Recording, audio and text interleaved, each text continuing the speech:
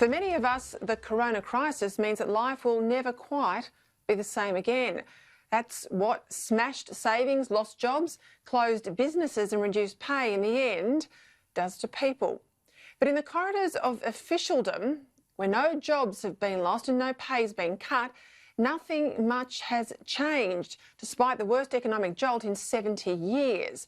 The faceless bureaucrats who run so much of government these days, well, they're busy pushing on with plans made last year or even last decade as if nothing has changed. As far as they're concerned, the big challenge facing Australia is not a 10% drop in national wealth or the 10% plus unemployment rate heading our way on the back of this virus. Instead, their obsession is still on emissions reductions. Even though the climate change crusade has already cost jobs and imposed massive avoidable costs on business. Now, this was all bad enough, as you know, when we might have been able to afford it. But by God, it's crazy now that we clearly can't. You know that measurement of time, BC and AD? Well, it applies here too. Only BC is before Corona, and AD means added debt. The massive trillion-dollar debt burden that all levels of government have run up in the course of the self-inflicted economic catastrophe we've sent ourselves into in order to save us from a health Armageddon that never really happened. As part of the New South Wales Coalition Government's commitment to being carbon neutral by 2050, the Daily Telegraph today reported that Energy Minister Matt Keane wants all the state's 8,000 buses to be electric and 30% of the government's car fleet to be electric too, or at least hybrid, by 2023 or in under 3 years' time. Now, the aim here from Keane is that this will reduce emissions.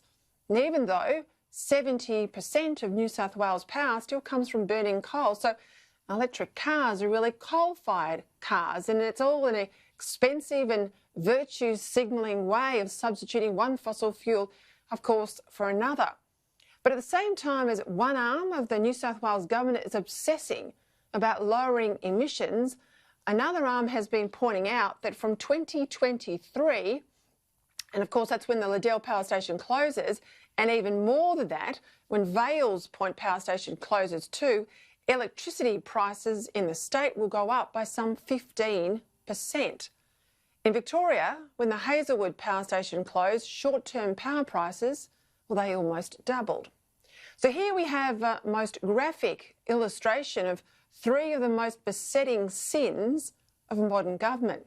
First, it's the climate change obsession rather than an obsession, quite rightly, with jobs and prosperity for everyone.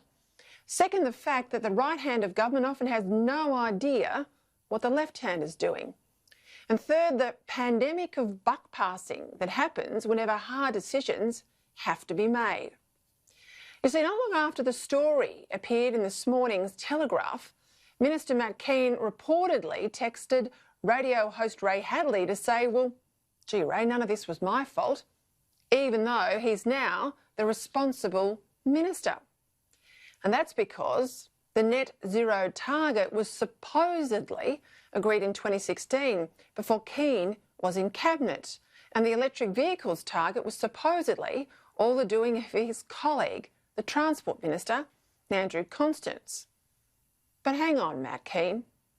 Why are unelected officials in your department pushing a target that you, the elected minister, now say you don't agree with? And why are you excusing yourself from another policy you now say you don't agree with by blaming another minister? And if the New South Wales government can quite rightly dump a key policy from last year's election, that's the $1 billion redevelopment of the Olympic Stadium, because they say circumstances have changed, why can't it dump all the expensive and unnecessary climate change window dressing that it never explicitly took to an election and that is clearly going to make our recovery from this corona crisis that much longer and that much harder?